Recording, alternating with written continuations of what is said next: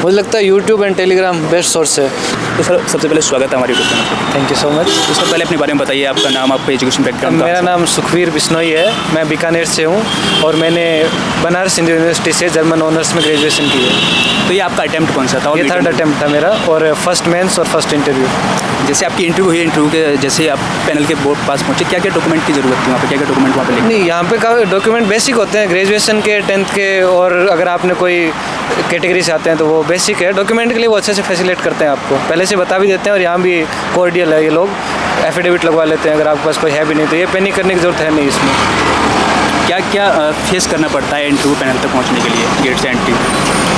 जैसे शुरुआत में आप जाते हो रिसेप्शन पे आपसे फ़ोन वगैरह सब रखवा लेंगे, अंदर कुछ भी नहीं ले जाने देंगे, और उसके बाद अंदर आपसे कुछ फॉर्म्स फिल करवाए जाएंगे और डॉक्यूमेंट्स वेरिफिकेशन होता है, उसके जस्ट बाद आपका इंटरव्यू हो जाता है। बोर्ड का मूड कैसा था?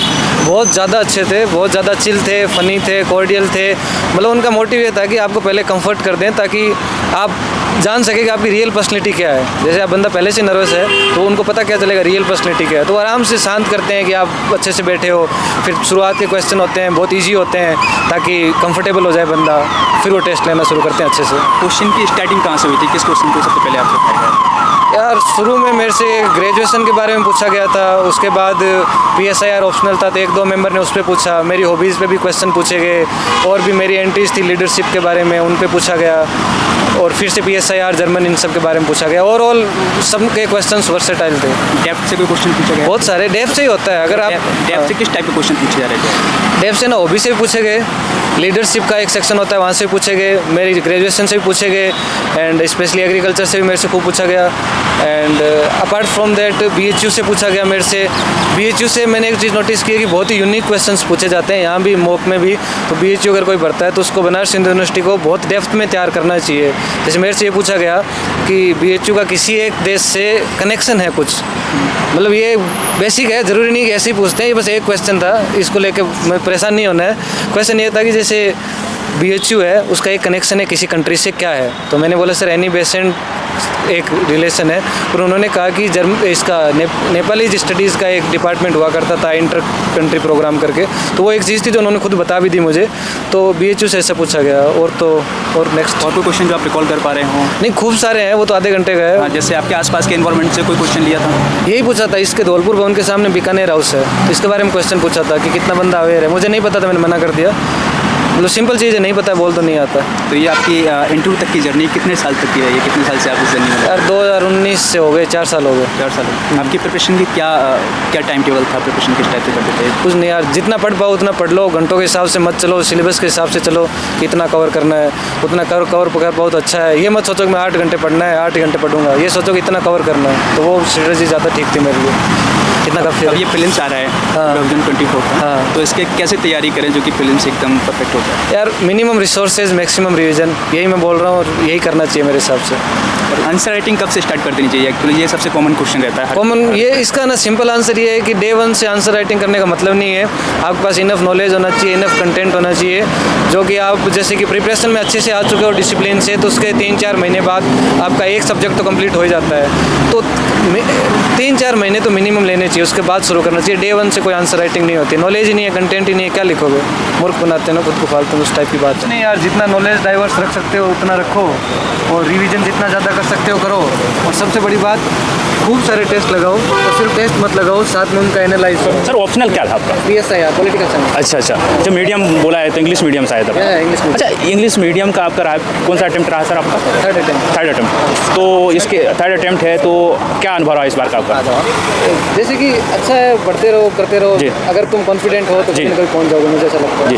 अच्छा, स्टडी मटेरियल की बात करें तो क्या क्या ऐसा स्टडी मटेरियल एस्पिरेंट को मतलब रखना चाहिए, UPSC एस्पिरेंट को? मैं ये जवाब दूंगा यार, क्या नहीं रखना चाहिए जी। मार्केट में ना बहुत सारा स्टडी मटेरियल है, सबके पीछे मत भागो, बेसिक रिसोर्सेज के पीछे भागो। जी। जैसे कि सारे कंपाइलेशन उठाने से अच्छा लक्ष्मीकांत पढ़ो तो क्वालिटी में मार्क्स आ जाएंगे। ये मेरा मानना है कि मिनिमम रिसोर्सेज मैक्सिमम रिवीजन, ये बेसिक की है। अच्छा, ये बताइए सर कि UPSC की आपने तैयारी की तो सेल्फ की है कि कोई कोचिंग से? अच्छा, तो बहुत सारे एस्पिरेंट हैं जो पहली बार दूसरी बार से हो जाते हैं कि भैया नहीं हो पाया है, तो उनके लिए क्या मैसेज देना चाहेंगे? वही कि बेसिक माइक रिसोर्सेज पकड़ लेता रखो, हूँ और स्पेशली अगर आपका अटेम्प्ट 1-2 हो चुके जी। हैं तो इसका मतलब है कि आप रिसोर्सेज बदल रहे हो और रिवीजन कम कर रहे हो। अच्छा सबको करना दो। बेसिक सर कोचिंग क्या जरूरी है, कोचिंग करना या यार कोचिंग है ना, मुझे लगता है कि 2-3 चीज़ देती है। फर्स्ट ये कि गाइडेंस मिल जाता है, स्पून फीडिंग हो जाती है। अगर आपके पास गाइडेंस है और आपको पता है कि क्या करना है, क्या एग्जाम है, तो कोचिंग की जरूरत नहीं है। एकदम ही न्यू हो, कुछ नहीं पता, तो कोचिंग की जरूरत है। लेकिन सर कुछ लोगों को कहना है, कुछ स्टूडेंट्स को कहना है कि कोचिंग अगर नहीं लेते हैं तो समय ज़्यादा लग जाता है, गाइडेंस नहीं मिल पाते, तो इस चीज़ को आप कैसे? मुझे लगता है कोचिंग वाले ज़्यादा मिस गाइड करते हैं। वो तो अपना अपना पर्सपेक्टिव है।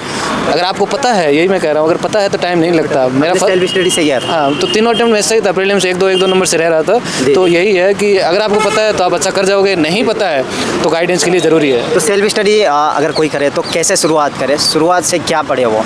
मुझे लगता है YouTube and Telegram best source है। यूट्यूब पे जाओ, बेसिक स्ट्रेटेजी देखो, कम से कम 5-10 लोगों की देखो, फिर अपना प्लान बनाओ। आप किसी की कॉपी नहीं कर सकते। अगर अपना प्लान आप बना रहे हो, जैसे मैंने खूब देखे, फर्स्ट वीडियो देखा था स्टडी IQ का था, देखते नींद आ गई थी, क्योंकि वो था ही ऐसा। पहली बार जब देखता है तो आदमी और बर्डन हो जाता है। सर देखो हो जाएगा। इंटरव्यू के लिए से बता सकते हैं कि आज क्या इससे कुछ नहीं यार, अगर मेंस क्लियर किया है ना तो उससे हो जाता है। मेंस का नॉलेज आपका अच्छा था तो इंटरव्यू के लिए कुछ एक्स्ट्रा तैयारी करने की ज़रूरत नहीं है। कम्युनिकेशन पे काम कर सकते हो, जो टाइम के साथ आ जाता है। कंटेंट है, बोलने के लिए नॉलेज है, तो आप बोल दोगे। इंटरव्यू के लिए कोई तैयारी नहीं होती वैसे सर स्पेशल। आपका एजुकेशनल बैकग्राउंड क्या है? मैंने जर्मन ऑनर्स में ग्रेजुएशन किया है बनारस हिंदू यूनिवर्सिटी से। अच्छा, लैंग्वेज में क्या था आपने? हाँ, ग्रेजुएशन। लैंग्वेज में। ओके, तो उससे रिलेटेड क्या पूछेगा आपसे? सर आप कहाँ बहुत सारा, जैसे जर्मन से पूछा गया, एक बोर्ड मेंबर ने जर्मन लैंग्वेज में बात भी की मेरे से, तो इट्स वेरी नेचुरल कि आपसे पूछा जाएगा, और मैंने की अच्छे से। करंट इश्यूज पे कोई बात हुई? अरे खूब। सर आप कहाँ से? मैं बीकानेर राजस्थान से। Okay, thank you. अरे यार, अच्छा, क्या समझे रहने दो यार। कुछ नहीं यार, पढ़ाई करो। माँ सरस्वती किसी का ऋण नहीं रखती, कहीं ना कहीं काम आ जाएगा। कोई कुछ पूछ लेता है, कोई कुछ पूछ लेता है। मैं बहुत नेचुरल हूँ, बहुत काम हूँ, ऐसा मतलब नर्वसनेस है नहीं। पढ़ा हुआ कहीं काम आ जाएगा, ये पेपर ही सबमिट हो रही है, तो ऐसा कुछ नर्वसनेस नहीं होता है सब चीज़ में।